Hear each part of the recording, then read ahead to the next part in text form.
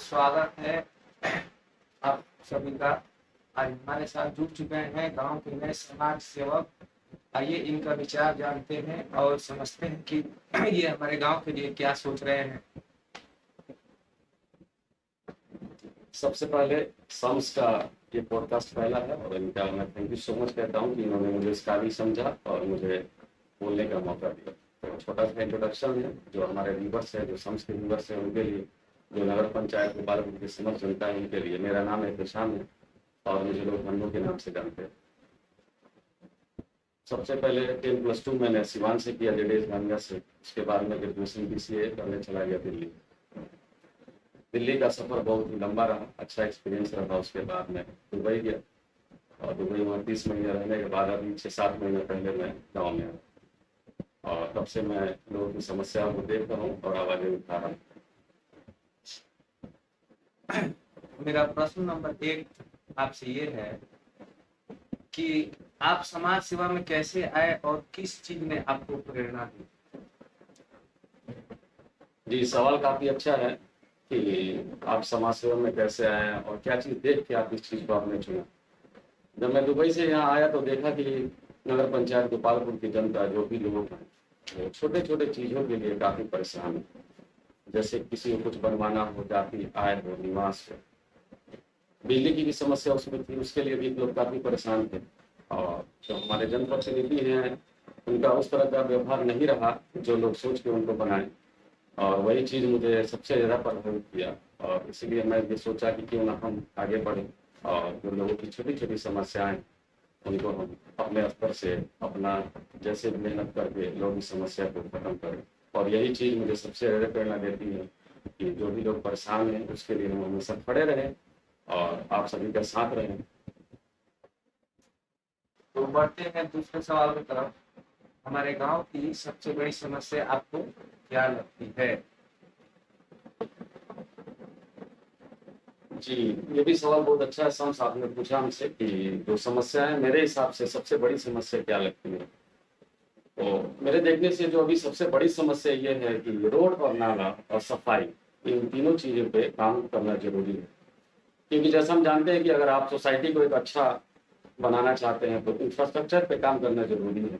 और जहाँ तक मैंने देखा, लोगों से मिला, बात किया, जो रोड बन रहे हैं उसमें नाले बन रहे हैं, लेकिन रोड भी उस गुणवत्ता के साथ नहीं बन रही है जिस गुणवत्ता के साथ होना चाहिए। बहुत सारी रोडें हैं जो 3-4 महीने में टूट चुकी हैं, और जो नाला बने हुए हैं किसी भी नाले का अभी तक देखने में निकासी नहीं बनाया गया। तो एक चीज़ है कि सबसे पहले निकासी बनाना जरूरी है। अगर आप निकासी नहीं बनाते हैं किसी भी नाले का तो इसका मतलब ये हुआ कि आपका मकसद डेवलपमेंट का नहीं है, कुछ और है। तो इस पे आपके ऊपर सवाल उठता है। तो हमारा काम जो है यही है कि सबसे बड़ी समस्या रोड और नाला सफाई पे देना चाहिए। जैसे अब अगला सवाल हम इनसे पूछना चाहते हैं कि आप युवाओं और महिलाओं के लिए क्या विकास योजना लेकर आना चाहेंगे। जब आप सत्ता में आते हैं, आपको नगर पंचायत गोपालपुर की जनता आपको चुनकर भेजती है, तो आप उनके लिए क्या करेंगे, क्या विजन है आपका, ये आप अपने हिसाब से आप बता सकते हैं, जो भी आपका विजन है।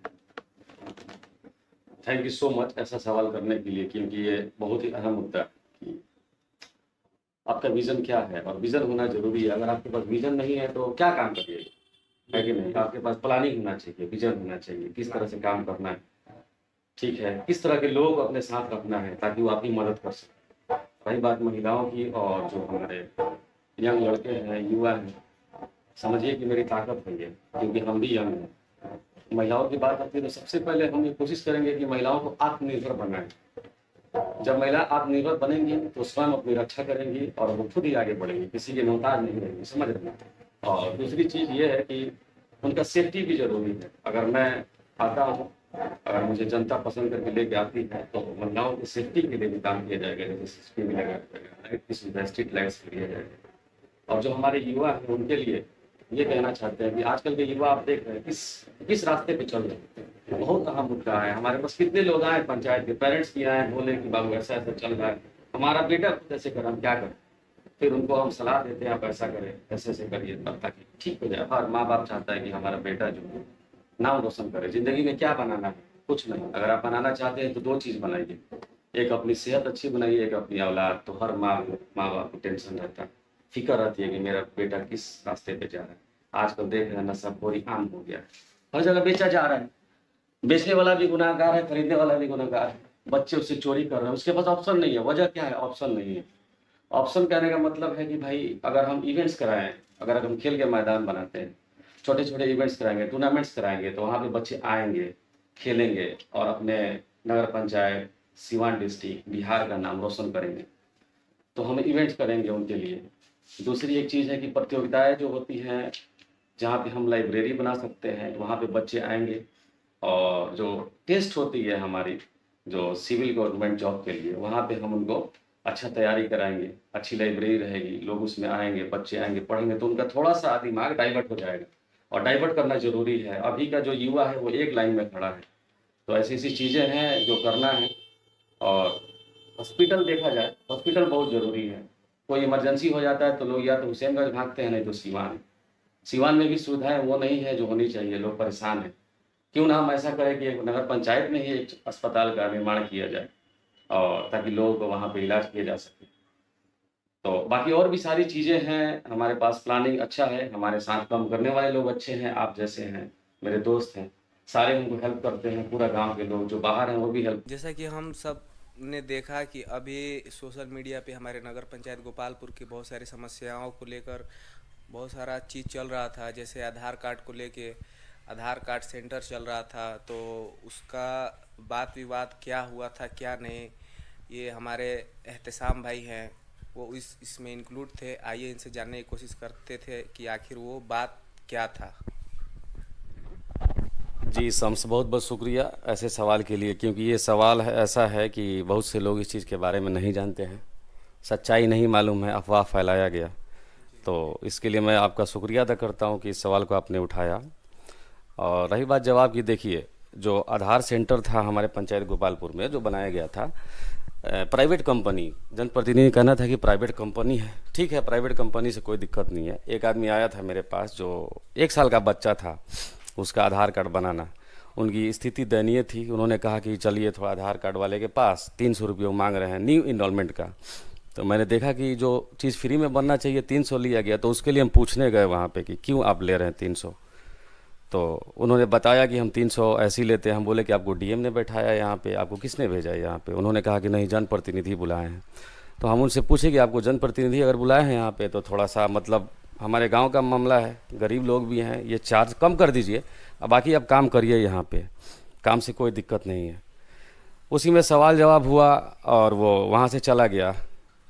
जाने के बाद एक वीडियो बनाया, मैंने देखा होगा आपने, जैसे कि फेसबुक पे मैंने डाला था। उसके वार्ड संख्या 7 के लडन भाई थे, वो बीच में आ गए थे। तो उनसे बातचीत हुई, बहस भी हो गई। तो उनका भी अब सुनेंगे वो जवाब क्या दिए हैं, मेरा सवाल क्या था।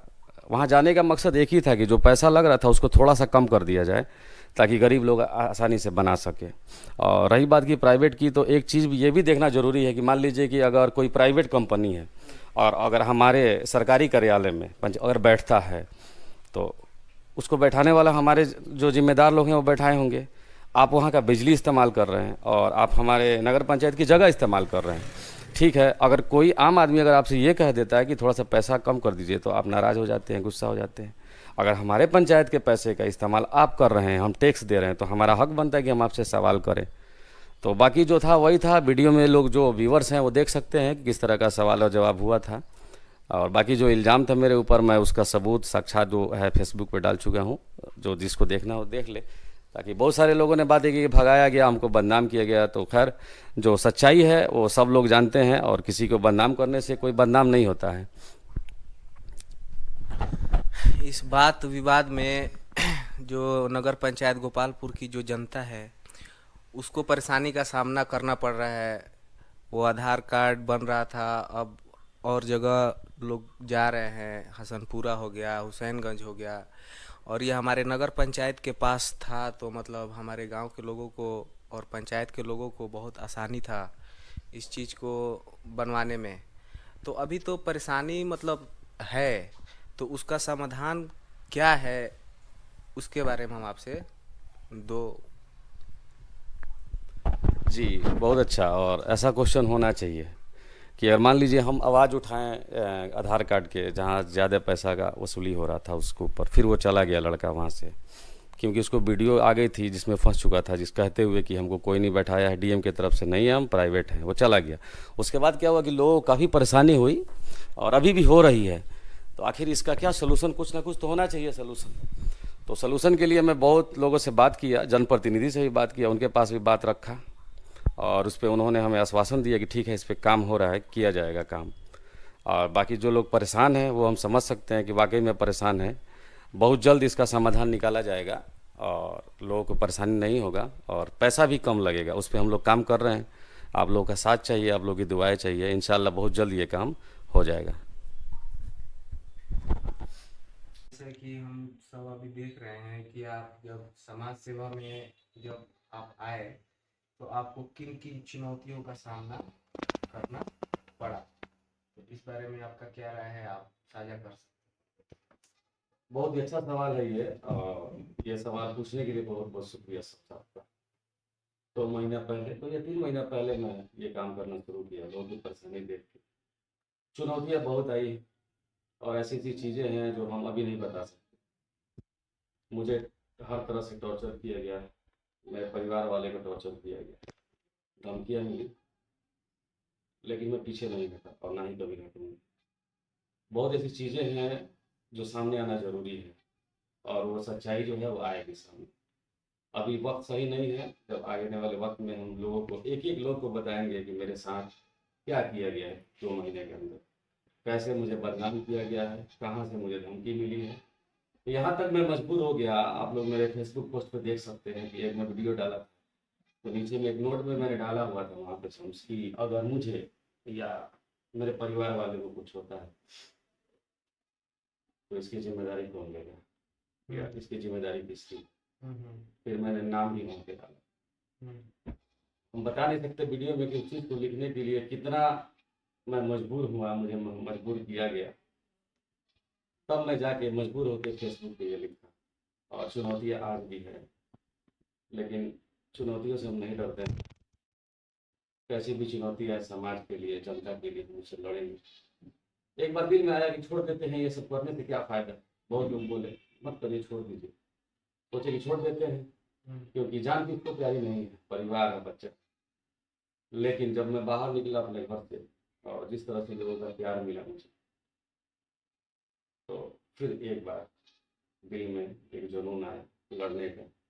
और मैं तहे दिल से शुक्रिया अदा करता हूँ पूरी जनता का, जिन्होंने मुझे उस हालात में मेरा साथ दिया और अभी भी दे रहे हैं। जब मैं कमज़ोर पड़ता हूँ तो उन लोगों को याद करता हूँ जिन्होंने मेरा साथ दिया और दे रहे हैं। हर तरह से हौसला अफजाई करते हैं लोग, गांव से, पंचायत से, बाजार से, बाहर से।